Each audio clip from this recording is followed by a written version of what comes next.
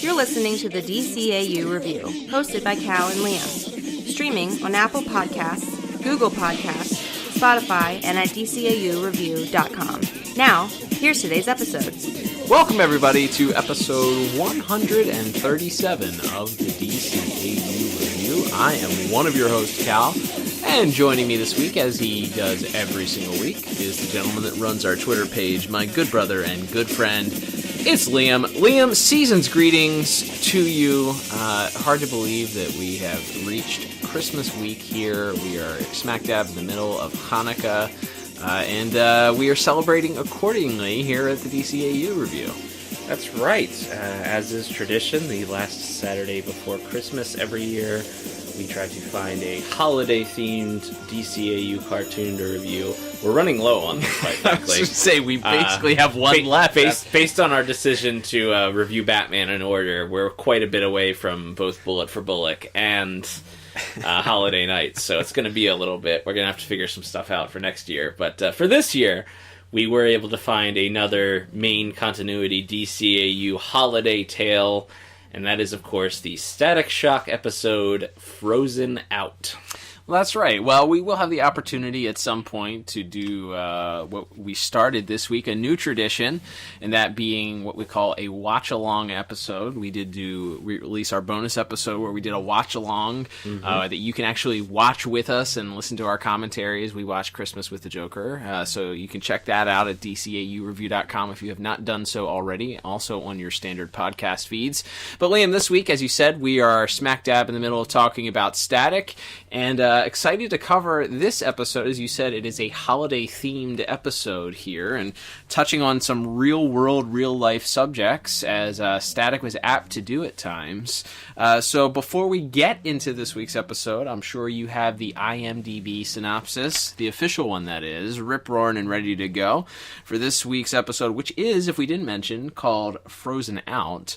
And this episode actually debuted back a little bit after Christmas, February 22nd, 2002.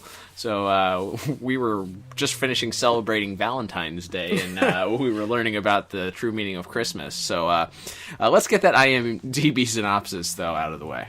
Absolutely, and this is for the episode Frozen Out, which was written by Len Yulee, directed by Dave Kleistek, I'm going to say. Apologies if I'm butchering that. Music by Richard Wolff, and animation by both Slightly Offbeat Productions and Top Draw Animation. So we had two animation companies on this one. And that synopsis reads as such. In the midst of the holiday season, Virgil's eyes are open to the homeless population in Dakota who need help and care. Especially one bang baby with PTSD that cause her powers of winter weather to act up. I just want to remind people, I read these verbatim. I don't edit. So, unless it's like completely not a sentence, in which case I will. But sentence structure there, poor. Yes. That gets a rating of poor from me.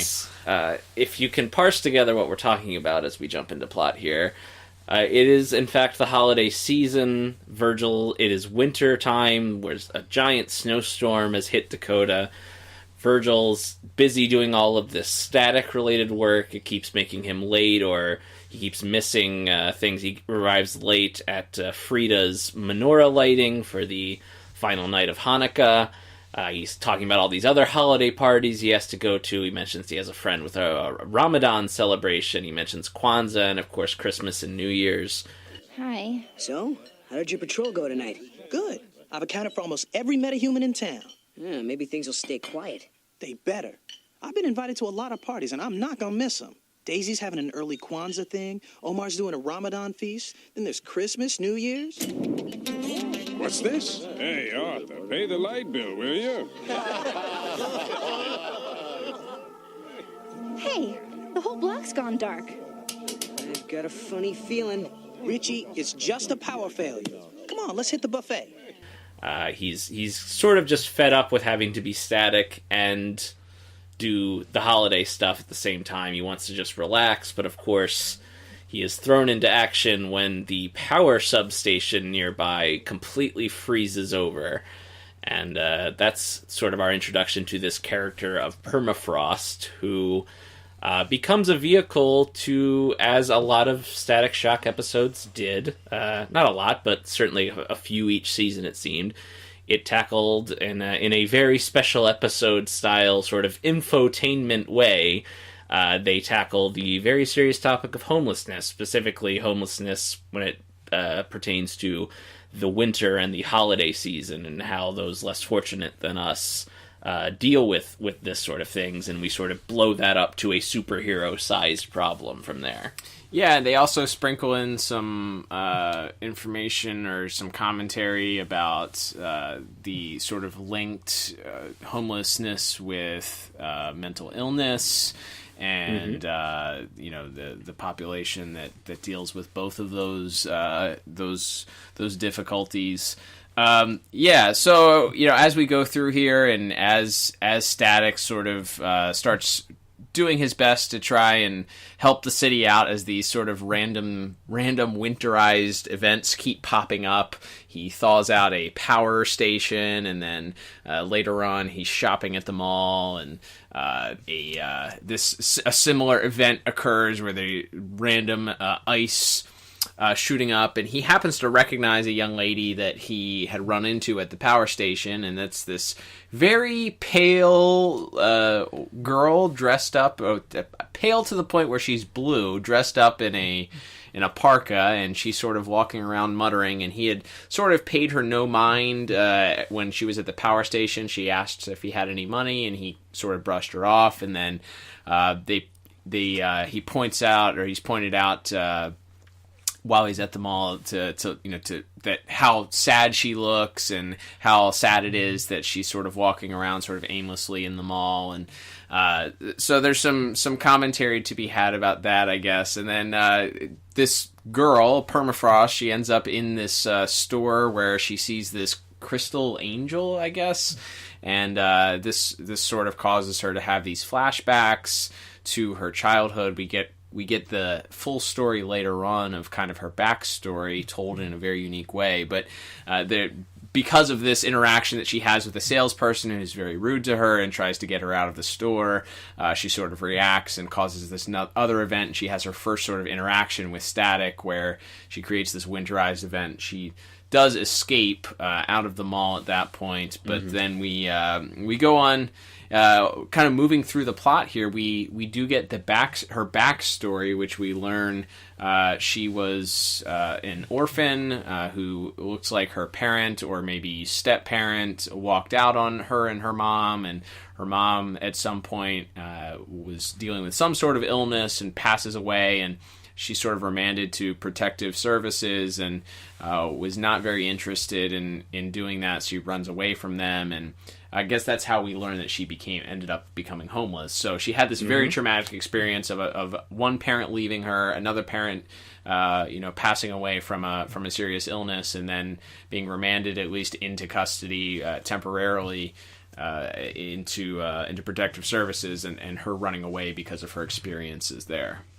Yeah, and that's sort of the tragedy of the episode, I guess, is they really do zero in on that, and there's a little bit of, especially I think there's a scene later in the episode where Static's trying to reason with her, and she tells him, "You don't know what it's like. People just look right through you." And Static has a moment where he realizes that he did that exact thing to her multiple times. Is that why you did what you did at the mall and the power station? Those families, all happy and warm in their homes, they have no idea how it is out here. When you're homeless, people look right through you. It's like you're not even there. Yeah, I've been guilty of that. I thought when I got these powers, things would get better for me. They didn't. I'm more alone now than ever.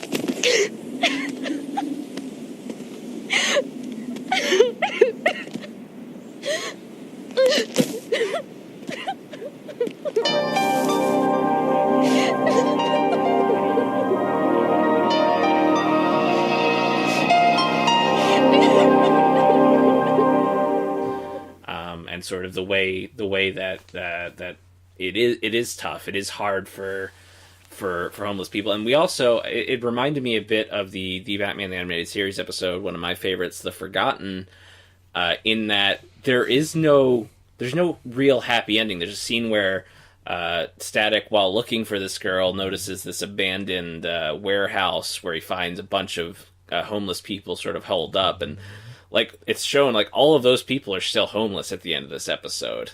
Right.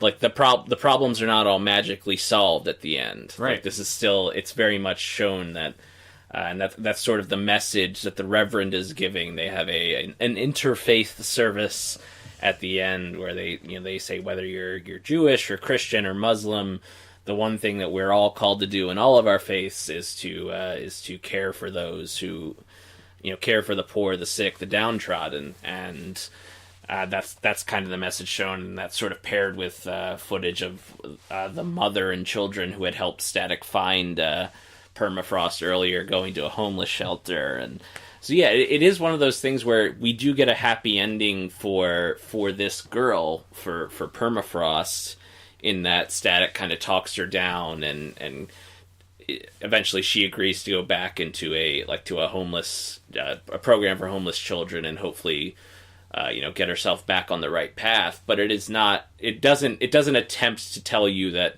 everything is sunshine and rainbows. When Virgil asks the Reverend, is she going to be okay? The Reverend honestly answers, he doesn't know. He doesn't know if this is going to work out this time, but that he has faith that it will. And that's kind of, it is interesting to me that that's kind of a secondary element. And while it doesn't zero in on one particular faith, that is kind of the one little nugget of hope in this episode, among a very deep and heavy subject matter, is that you try to help them out one at a time, and you hope when you offer them the help that they're able to take it, and that they're able to that things work out better for them next time. And it's not a super happy, kids show Christmas tale where it's just be nice to people. Like there's a lot of deep, heavy subject matter to it, and I think they handle it pretty appropriately with the superhero action thrown in, of course, because it's a superhero show. But I think they do a good job of, they give you a happy ending for this one character without trying to pretend like that means this is no longer a problem for millions of other people in the country and in the world. And I think even within that, the nuance, like you said, is that they don't really tell you that everything is okay, or that what happens with her story, and they don't promise that. It's very real that if we played this out, that she goes into that program and doesn't like it and ends up back out on the street, which is real life unfortunately with a lot of the homeless population. But yeah, I would agree with you. I think that I like that they tried something different, and I think that we mentioned this when we covered that episode of The Forgotten, that episode didn't really have it was talking about the homeless, but there wasn't really, I don't know that there was really a message that they were trying to get through. This tries to get the message through. I don't know that they were super effective based on the way that they chose to. It's very corny at times. Yes. It feels very much like a PSA, or like you're being talked to. And again, you take into consideration, this is a children's cartoon. Batman the Animated Series was a children's cartoon, but written for an adult audience at times. Mm-hmm. This, I don't know that this was more on the side of, this is a children's cartoon for children, written for children, to deal with sort of, now it's dealing with something that, again, you don't turn on Charlie Brown Christmas and hear them talking about the homeless population right. or mental illness. So obviously it's doing its part to sort of introduce these real world, real difficulties to a children's audience. But in doing so, at times, I feel like at times the message between mental illness and homelessness sort of gets lost. Like they don't go real far down on one or the other. Yes. So with that, it sort of feels like a gloss over. Like either you're supposed to assume or understand that what the difficulties are with having somebody that deals with mental illness, which there are other episodes of Batman Beyond or other episodes of that deal with sort of that mental illness factor, even Batman the Animated Series that deal with that mental illness side of things. Sure. So I think if this, and the danger also is to make this character who did nothing wrong. This character did nothing. She didn't go out and try to get these powers. She's simply responding in ways that, unfortunately, that her PTSD and her mental illness really justify in a way.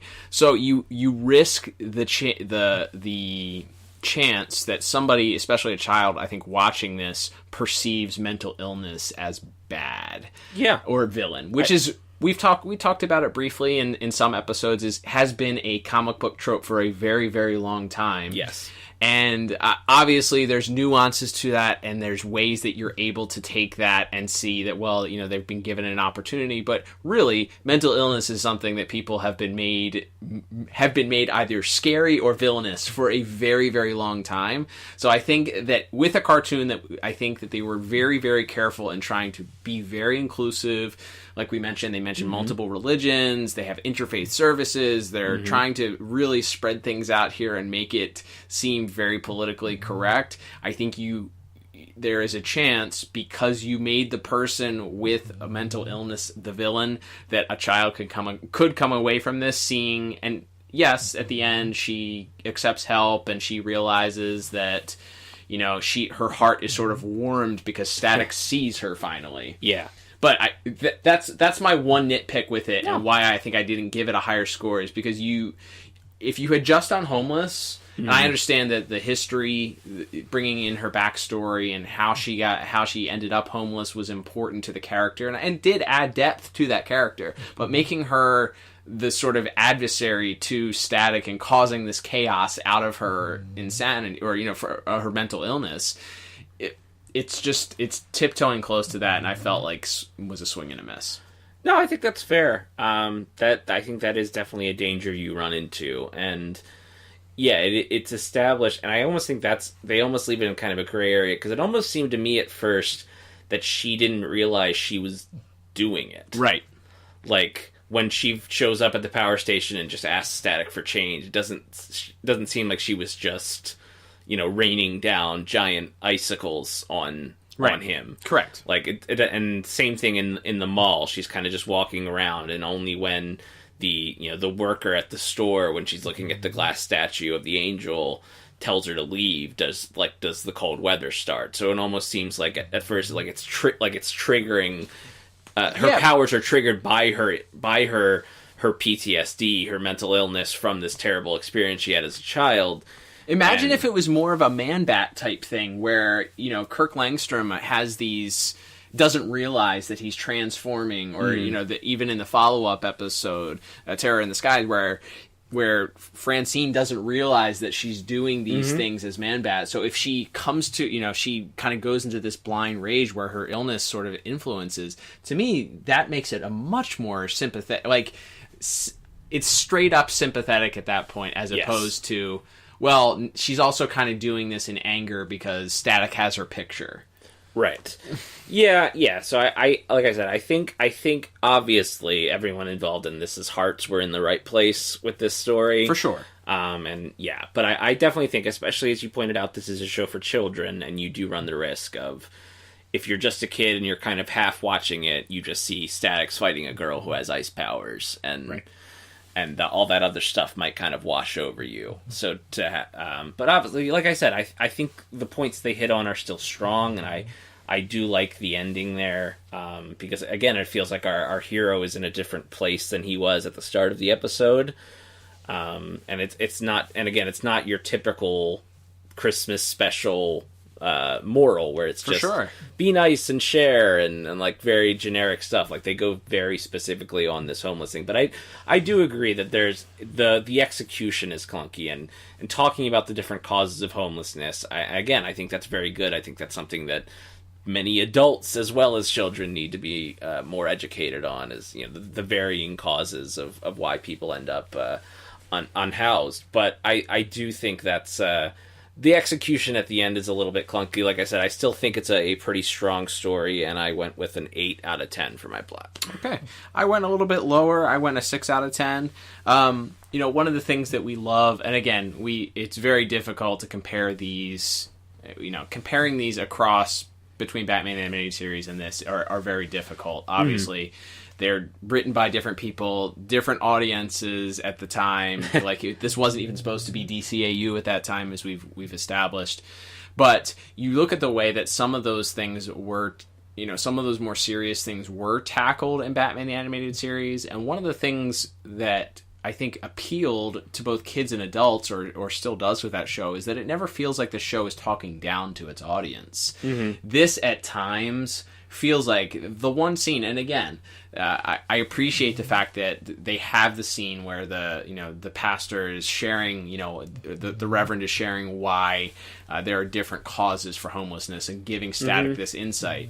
But it feels like he's talking down to Static in a way that he's also talking down to the audience. Yeah, when he's rattling off specific statistics about the 7 million homeless people and listing their and we'll get into that a little bit, I think, in voice acting as well. But yeah, I definitely think that there's the messaging, while good, and everyone being in the right place mentally, and maybe it was just the execution was a little clunkier, and maybe that prevented both of us from giving it an even higher score than we did. Yeah, I think the heart was in the right place, but maybe just for me, there were some things that I would have liked to have seen a little bit less PSA-like, I think. Fair enough.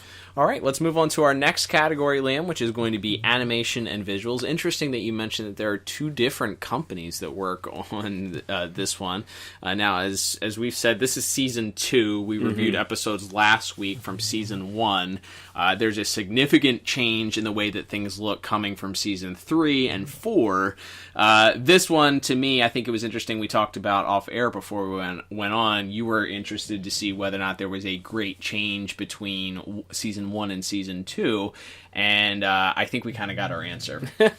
Yeah, it's not a stark jump. Like, there's a lot of this episode takes place at night, so there is a little more shadow work. Maybe that's just coincidence. But so it does look a little better than some of those daytime action scenes that we talked about last week.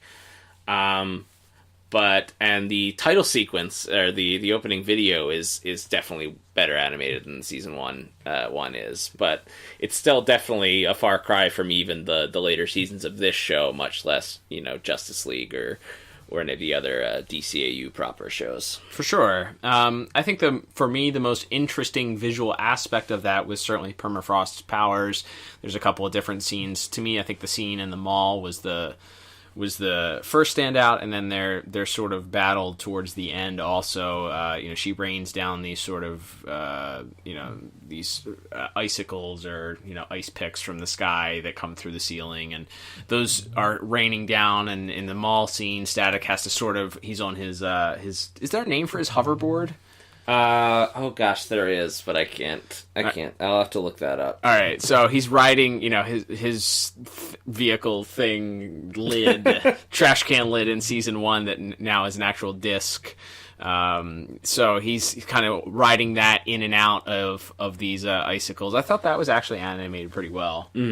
By the way, it's called the Static Saucer, according to the DCAU wiki.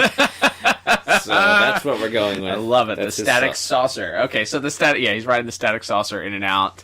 I thought that looked good. I think there's some good appropriate holiday wear. We get Virgil wearing a winter turtleneck. That's right. At the beginning, non-traditional clothing for when he's in a suit near the end there when he goes to church. So very special episode. That's right. Of Static. We get different looks. So other than that, there is a scene also later on where Permafrost is running through traffic and she's kind of dodging cars. That one stood out to me also. There was some good work in there. And I wonder if that other animation department was brought in to do some of those sort of, more three-dimensional looking, more difficult panoramic shots, because those looked the most impressive, but they were not the majority of the episode. The majority of the episode to me still looks like a pretty low-budget cartoon. There's not a lot of movement from characters. As we said, there's a lot of what seems to be dialogue and a lot of PSA type. Yes. Type a lot of talking. A lot of talking, so characters are kind of standing still. Was there anything that stood out for you? Yeah, other than what we talked about, just some minor visual things, like you already mentioned different outfits. Static is wearing his goggles down over his eyes for a lot of this episode because you have the snow and the wind blowing. So it makes sense, but it was just one of those things where I'm sure we see it a few other times in the series, but it's pretty rare, I feel like. So that's just having these big yellow goggles on during a couple of the fight scenes it made that a little bit unique. And Static, when he's in the mall and he's sort of encased in this giant pillar of ice and he melts all the way down and then creates a door for himself, I thought that was pretty clever. I don't know about the physics of electricity melting ice.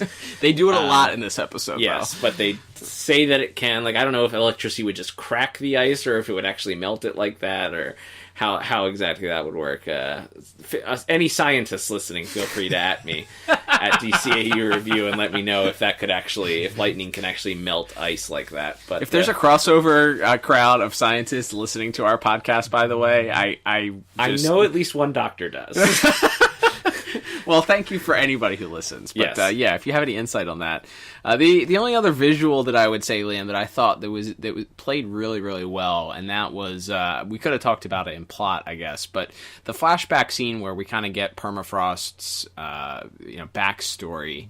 I love that there is very little dialogue. It's not her narrating the story of what happened to her. There is some dialogue from characters within it, but you pretty much kind of put things together as they're happening to her. And I thought that flashback sequence was actually done really, really well. You see her as a child, you see her mom, this shadow is over whoever the father or parental figure was, the male parental figure. That walks out on her. You don't really ever see his face. Coincidentally, he's also cut out of her family photo later on. Yeah. So I thought that spoke volumes a lot and actually was pretty effective. And then they sort of phase it back in as she's experiencing these PTSD experiences later as Static says the same line that the person from Protective Services said. Yeah, I think it's all done in like this kind of sepia tone, and then it shifts to kind of more straight up black and white. For some of it as well. It's done in a really interesting way, and that definitely stands out. And just that final little bit there, as we mentioned, when she's sort of yelling at him and he finally just puts a hand on her shoulder and she breaks down and hugs him, and he kneels down to hug her, and like it just feels like that's a moment and showing that visually that's where our hero really learned the lesson and learned like that's a hero being a hero. Like that's and it shows like Virgil, who even throughout this episode was so focused on partying and wanting to take time off, and here in this moment him just the simple gesture of kneeling down to hug this little girl that's crying is like, that's what a hero does. That's who a hero is, and I like the visual of that as well. Overall, like I said, it's still seasons 1 to 2 of Static Shock, so I couldn't go too high with it, but I went with a 6 out of 10 for visuals. Nice. I went just a tick higher. I went 7 out of 10. I think those scenes that I mentioned were pretty strong. We also didn't mention that there was also this weird B subplot about Static lighting the town Christmas tree, or C subplot or D subplot. Yes. I don't know. Yeah, Richie just calls up the mayor's office. Apparently, it's very easy to like convince someone you're a superhero's publicist, at least in Dakota. But Richie calls up the mayor and tells him that Static's going to show up to light this tree in the middle of town. And ow! Snowball fight, anyone? Ask me when I'm awake. In June. Well, aren't we a cranky little crime fighter this morning? Maybe this'll perk you up. Static has agreed to light the 50-foot-tall tree at the Dakota City Media Plaza. Sounds cool. Hold on. How did this happen? Because I set it up. Hello, Councilman's office. This is Static's publicist calling. Publicist? Hey, get with the times. You have to promote yourself, meet and greet, press the flesh. We're talking about Christmas Eve here, Richie. I got plans. Well, that's the price you pay for fame. I thought it was interesting that the town of Dakota uses these like Tesla-style conductors to light their Christmas tree. It's not just like a plug in an outlet. It's like these giant gold Tesla-style conductors. Right, or it wasn't like he like flew up and put the star on the tree or whatever. It was very specifically like no, he's gotta zap it to light it all up. So yeah, it was just a weird little bit there, but yeah, that's kind of a funny bit in the episode where the congressman or the whoever it is won't stop talking, and Static has to bump him out of the way and then fly up to light the tree. It's a pretty funny little sequence there. All right, let's move on to our next category, Liam, which is going to be music, and we kick off with what I guess is like. They just decided they're like, we're not paying for the rights for any actual Christmas songs, so we just need you to write a generic sounding Christmas song that talks about Christmas things, and we're going to play it as the intro. Yes, both the intro and sort of one of the last shots when they're outside the church. There's what can only be described as a Destiny's Child sound-alike group. But instead of singing like "Joy to the World" or even like something, which I would imagine some of these are in public domain, so I don't know why they didn't just. I don't know, man. The Happy Birthday song has rights owned. That's true. There are rights That's that true. are owned to the Happy Birthday song. But yeah, so. they didn't use Jingle Bells or anything. Oh Christmas Tree, none of them. The Dreidel song, none of them. No official holiday music was used. Although I feel like a little bit of the Nutcracker soundtrack is used in like a real like techno dancey bit near the end when Permafrost when she's hurling the ice at him. Definitely has some of the Nutcracker Suite or the Sugar Plum Fairy song or something like that. But that's kind of mixed in with her music. But yes, the highlight, the standout piece of music for me is the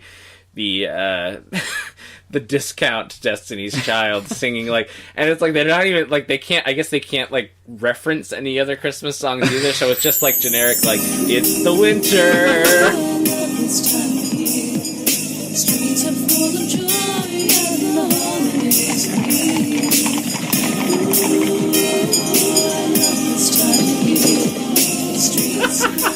There are holidays on the calendar this month, but in a voice that sounds like someone trying to sing like Beyonce. It's amazing.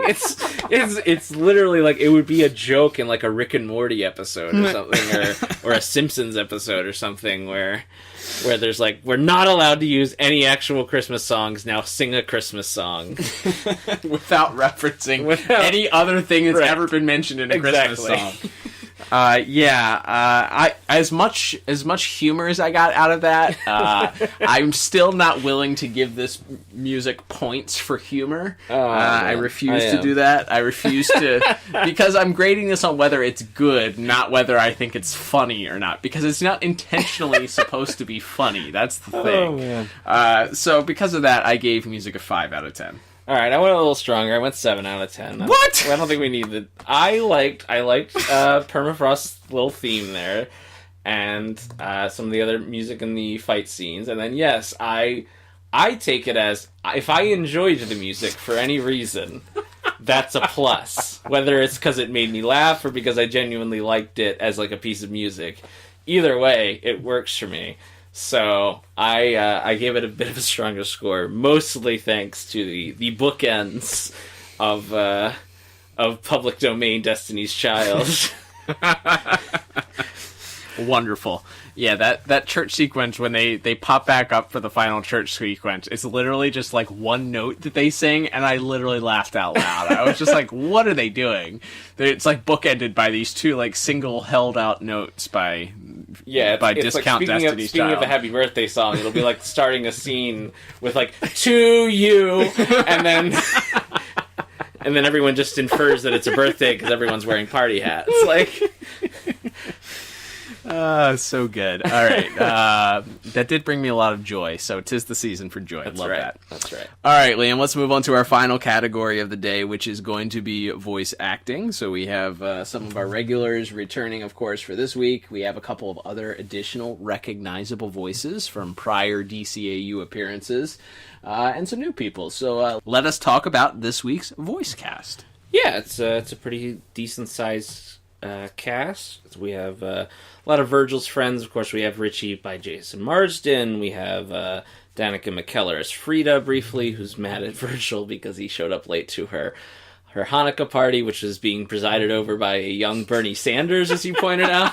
He does, and look, It's the hair too. It's not just it's an old Jewish man. It's, right. He looks the hair and the and glasses, and he sounds like him. Like not like he could be him. That's just like they went with stereotypical. That was the one thing that I probably could have critiqued Yes. a little bit. Is they went for some reason the voice actors in this episode for the people playing the Jewish people. They went very stereotypical, like Yes. borderline offensive choices for the voices. Yes. And then the workers that Static interacts with at the power plant all sound like they're from New York for some reason. Yeah, I always assumed. I mean, maybe just because the name is Dakota, but I always assumed this was like a Midwestern city, like a Detroit type, or Right. maybe even further west than that, maybe.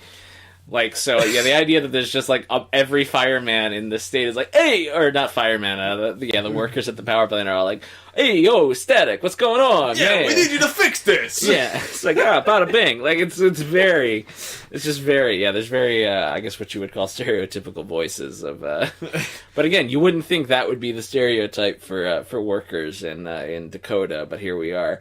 But other than that, we have Michael Dorn as Reverend Anderson, who plays a pretty big role in this episode, and of course folks would know him as both the voice of Calabac in Superman the Animated Series, as well as the Superman the Animated Series voice of Steel / John Henry Irons, of course later being replaced, ironically, by Phil Lamar in Justice League Unlimited when Steel reappears, but again, his job in this episode is to do the edutainment portion.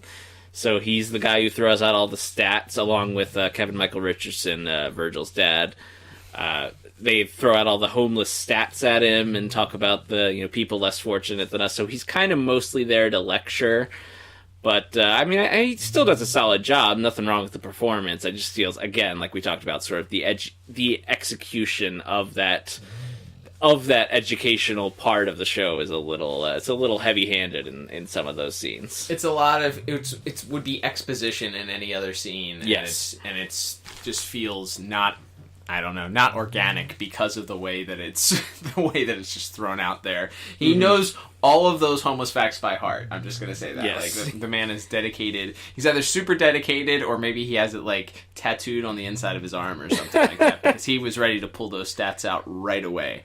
That's right. And then, of course, other than Phil Lamar as Static, our main voice actress to talk about this week, playing Permafrost, is one Hynden Walsh, who, of course, folks would probably know as the voice of Starfire on Teen Titans and Teen Titans Go, as well as Harley Quinn on The Batman and a bunch of other projects. So she shows up later in the Justice League episode Wild Cards also. Oh, yes, as Royal Ace. Flush Gang. Yeah. Veteran voice actors here, and again, as we talked about in plot, because part of this is supposed to be that she's dealing with this, PTSD. She's talking to herself a lot throughout the episode, and she's talking. At one point, she mentioned when Static asks her name, she's like, "The voices in the dark told me my name is Permafrost," or something like that, right? Or call me. And I don't know if that's supposed to be a reference to the other homeless people, or literally she hears voices in her head. Right. That wasn't exactly made clear. But she does a good job. Again, we have already talked about the sort of clunky way in which you portray mental illness as the villain in an episode, but like I think for what was asked of her, she did a good job. Oh no, she's really, really good. I mean, it's not a surprise too, based on her voice performance. Whether you love or hate Teen Titans, or you love or hate Teen Titans Go, she's the voice of Starfire to me when I think of Starfire. Oh, absolutely. So she's done that very, very well. She plays that innocent young person very, very well. As that's who Starfire is. That's sort of gleefully, blissfully unaware of things, innocent. So to bring her in, obviously this is prior or right around the time that she was doing Starfire for Teen Titans. Yeah, this would have been I'm guessing the show probably would have already been in production by the time, certainly by the time this episode aired, I'm sure it was. Yeah, at least 2002, it was definitely and I think the show debuted in early 2003, so there's a reason why she was cast in a role where she's sort of playing this, for lack of a better term, an innocent young lady who is struggling. I think her interactions between her and Phil LaMarr, who pulls like quadruple duty in this, or like he plays his own voice of Static, of course. He ends up playing some other ancillary voices of people at the party. He's the radio announcer, or the TV announcer announcing the issue at the power plant. He plays a bunch of people. That's right. Yeah, one of the voices I think in the crowd saying "Amen" at the end as well when the Reverend finishes his sermon. Yeah, he's doing a lot of work here, and I think them together, like we said, because that is sort of the central arc of the episode, beyond just education about homeless people, is Virgil kind of being selfish and then learning that learning or relearning the importance of the need to care for others, especially those the weak and those that again she didn't ask to be turned into this. She was a kid living on the streets when the Big Bang accident happened. So I think that really comes through in their interactions, especially, as I said, that final scene where she breaks down and he mentions that I've been guilty of sort of looking past or ignoring this problem too, and so him sort of coming to terms with that I think Phil LaMarr does a great job as per usual, and Hynden Walsh does a phenomenal job as well, and for those reasons I gave voice acting a very strong 8 out of 10. Nice. I went just a tick higher. I went a 9 out of 10. Again, I think for what this episode is, again, the content may not have been great. May not agree with the way the execution of what they were trying to say, but I think the voice performances all the way around, we have a lot of professionals, a lot of people that are used multiple times by Andrea Romano throughout the DCAU, so there's some familiarity there, but you didn't use somebody that was necessarily like I could tell whose voice the Reverend was. I was like, I think that's Steele, right? Yeah, called that right away. Called that right away. But so it's familiar, but it's people that are voice actors that are used to this, and that there's just like a second level, I think, sometimes in that voice actor department that they're able to bring out a great performance. So having veterans that end up playing major roles across the DCAU or other DC animation was a great move here, even if some of them wouldn't play their more well-known roles till later on. Right. So I think it's really, really strong voice acting for this episode. Goes a long way. I couldn't find a bad performance. Agreed. All right, Liam. So let's total up our scores here at the end. Totaling everything up, I have a final score of 27 out of 40. What about you? Yeah, and I'm just a little bit higher at 29 out of 40. Alrighty. So not too much of a disparity there, despite us not agreeing on music again. So I guess it's time to talk about rewatchability here, Liam. I think this is going to be a difficult one for me. What are your thoughts on that? Yeah, so it's funny, because this was not... I literally do not know that I had ever watched this episode before we watched it for this week. Like, there's a lot of these statics I do remember seeing, like, oh, I saw this once on a Saturday morning on Kids WB or whatever, but... or like I'll think I haven't seen it, and then I'll watch the episode. I'll be like, oh, I kind of remember this part, so I must have seen this at least once. But this one I literally don't think I'd ever seen before. So this was never part of my sort of my holiday Christmas tradition of usually when I'm home late at night on Christmas Eve, I watch Christmas with the Joker, I watch Holiday Nights, I watch Comfort and Joy. That's usually where it ends. So I don't know that this will enter into that yearly rewatch. I do think there's value in it, like I said, because it is another one of those static episodes that tackles a very real life topic in the same way, we talked about them covering racism, or even last week when they talked about sort of some of the ins and outs and the dirty business that goes on in the music industry. Like, this is not your typical Saturday morning cartoon fare, but I guess I would give it a thumb up, because like I said, I do think it's a strong episode, and it does feel like it's important to like building Static into a better hero. But I wouldn't say, I don't know that this is going to be a yearly rewatch for me the way some of those other DCAU cartoons are. Yeah, I agree, and I think some of it has to do with, we talked about it on our bonus episode this week, that Christmas with the Joker is not a great episode by any means, but there is some nostalgia factor that's wrapped up in it. This episode never stood a chance at having a lot of nostalgia, from what I can tell, based on the fact that they aired it in February. They aired the Christmas episode 2 months after the time that it would have been relevant and had any chance of sort of building some of that nostalgia. With that being said, maybe to somebody this is a yearly rewatch, and if that is the case, we'd love to hear your thoughts on Absolutely. that. You can always tweet us at DCAU Review, but I think because of the clunkiness of it, because it sort of does feel at times like a PSA, because of the maybe just the structure of the episode, it is, and it's not like the thing about traditional, and this speaks to the episode, and we pointed that out as something that is good for this, is the reason that people tend to watch things around holiday times over and over again is because you want to feel warm and happy and like things are okay, for better or worse, whether or not that's realistic or not, or whether or not that's you're blindly ignoring what's going on. There's a reason why people will tend to gravitate towards those things and want to escape from the real world. Right. So with that said, I think that there's a detriment to this episode because it does focus on so much real world, and there's not as much escapism. With that, like I said, I commend them for it, because that's the real world for a lot of people, and for a lot of people, the holidays are a very difficult time, a very hard time.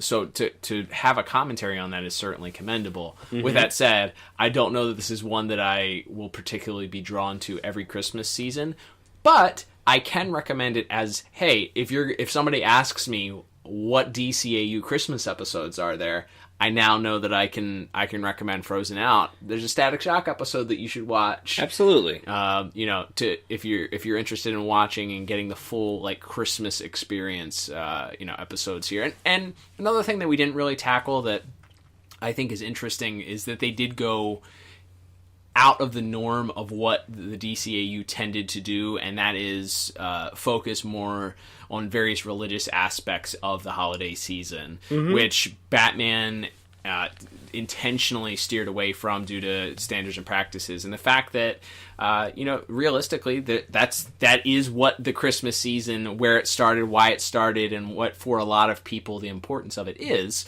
So the fact that they don't straight up ignore that, and they were willing to sort of cross that line also, so that might be something else that interests you too. If you're looking for something other than Santa and the Joker and the Joker's holiday special, this might be something that's a little bit different too. Yeah, absolutely. It definitely, like I said, and it's as you mentioned, very inclusive, with the interfaith service at the end.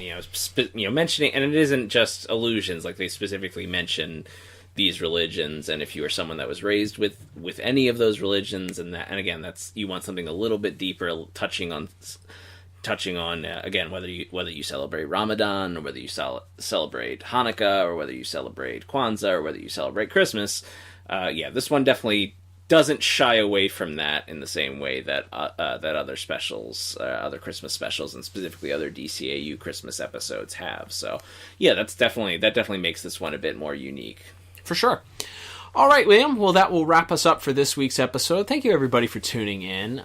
We are, 'tis the season, as they say. We are just so incredibly thankful and grateful for all of our listeners, especially during this holiday season.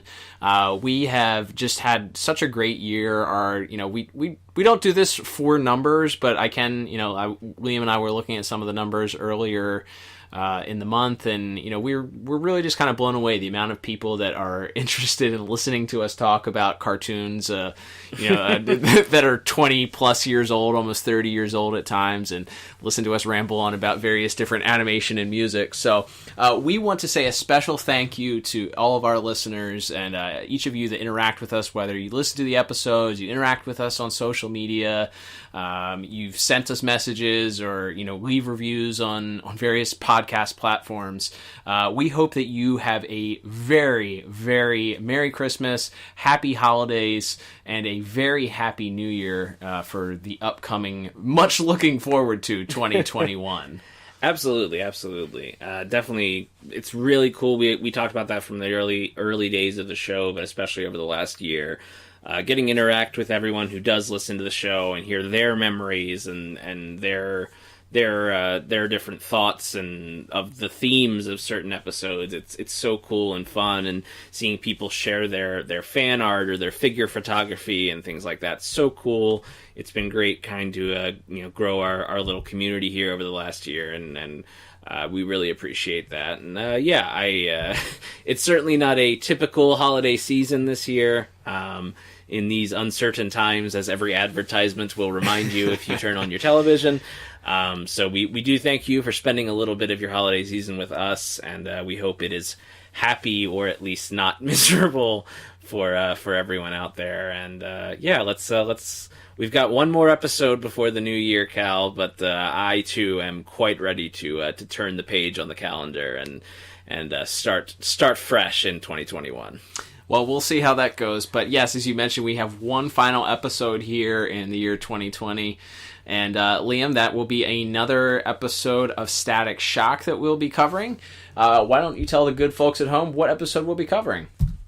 That's right, and keeping with the theme that we kind of started earlier this month when we reviewed a couple of episodes in our double feature, we're going to look at another sort of Static villain first appearance, and that will be the first appearance of one of the big bads of the whole series, that being Ebon and his group, The Breed, and that will be in the third episode, appropriately titled, The Breed.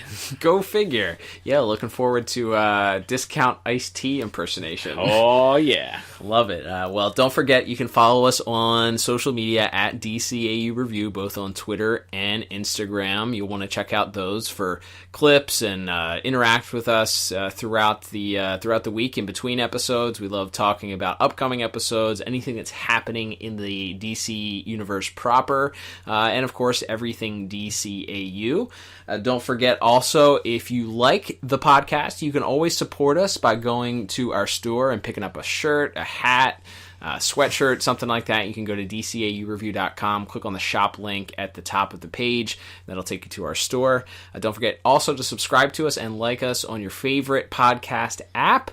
If it allows you to leave a review, we would love for you to do that, because it helps us with the algorithms, gets more ears on the podcast. Mm-hmm. Also, if you've left a review before, you can actually leave additional reviews. So if you've done it before, thank you. And if you feel like doing it again, go ahead and leave another podcast review for us. That helps us out immensely. But looking forward to next week's Static episode. Until then, I'm Cal. And I'm Liam. And we will talk to you on the very next episode of the DCAU Review. Happy holidays.